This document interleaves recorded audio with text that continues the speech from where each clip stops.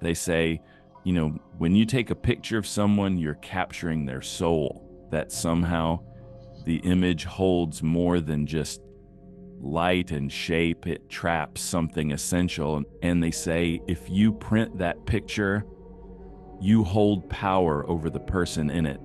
You can control them. I never really believed it. Not until I started looking deeper. You've heard of the primordial soup, right? Billions of years ago, Earth was just a swirling mix of elements: carbon, nitrogen, oxygen, and all the rest. Floating, colliding, breaking apart. Then by chance, by time, life happened. A single cell, and that was the beginning. Now, fast forward billions of years, the 1990s. Suddenly, every home has a computer. The internet explodes. Connections are formed every second. Information, text, sound, video starts racing across the globe at the speed of light. And among it all, pictures. So here's the question. If taking a picture captures a soul, what happens when that photo is digitized, uploaded, converted into data? Does the soul follow? 15 years later, some of us believe, yes, we believe the digital image file doesn't just carry pixels, it carries something deeper, a kind of blueprint of the person's soul embedded in the binary itself. I want you to think about your own pictures folder, how many souls are sitting in there right now. But that's only the beginning. There was a group of hackers called themselves the Cardinals. They heard the same theory, and unlike most, they decided to test it. They started analyzing image files, looking for patterns buried in the ones and zeros. What they found were anomalies, consistent anomalies, like some kind of digital DNA, unique to each person, repeatable, traceable. They called it binary DNA. Eventually, they came across 3 particularly disturbing files. I've seen descriptions of them, and I wouldn't go near them myself. But here's what's known. The first was called Cradle.avi, a video. Grainy and distorted. Teenagers exploring a basement with a cheap camera. Nothing coherent for most of it. Just a mess of footage, the camera being passed around. But near the end, the angle shifts. For just a second, you can see her, a girl, standing in the corner, facing the wall. Long black hair, a white dress.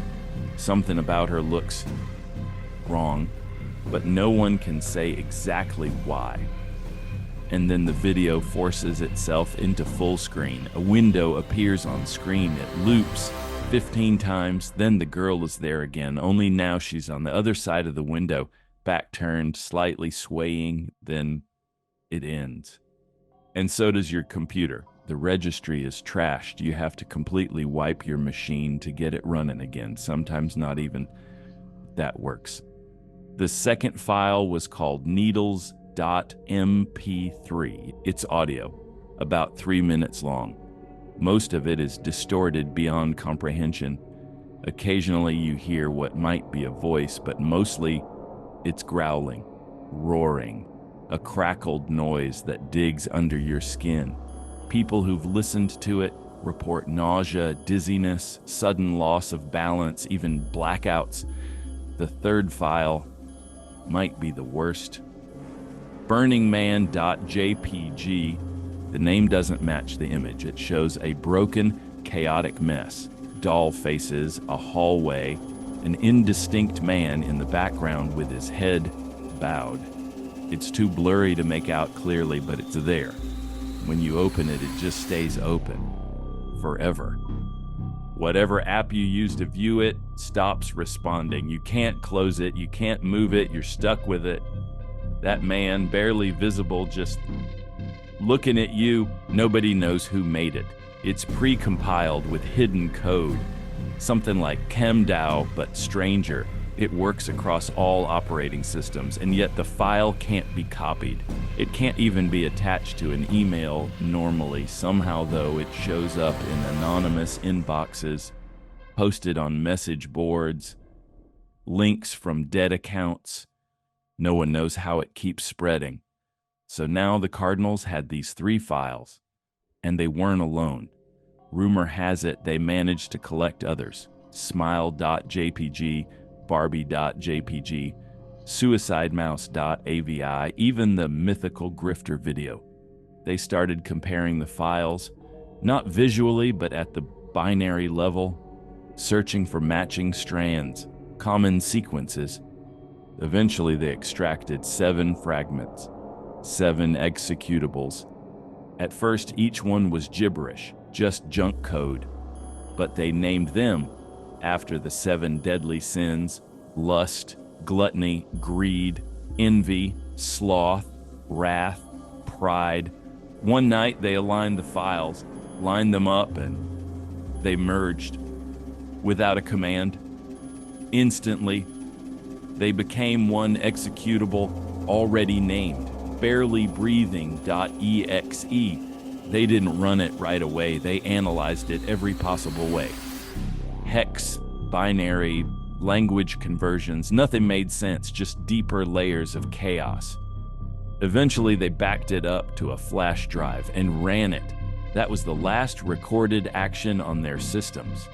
1 week later, they were found dead, not just dead, mutilated. The bodies were disfigured in ways that didn't make sense. Faces shredded, arms sliced open, skin looked like it had been microwaved and then cut with impossibly thin razors.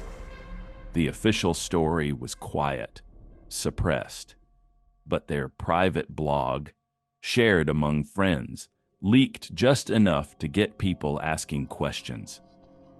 As for the flash drive, it disappeared. A friend of the group searched their homes. Nothing. Later, reports said the drive had been recovered by police, then lost in evidence, but the file, it's not gone.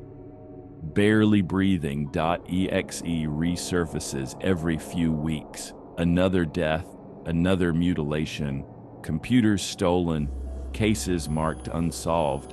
If you ever receive a strange email with that file attached, don't open, don't download, don't even look. Just delete the message, because if you don't, you might end up like the Cardinals, and you won't be breathing at all.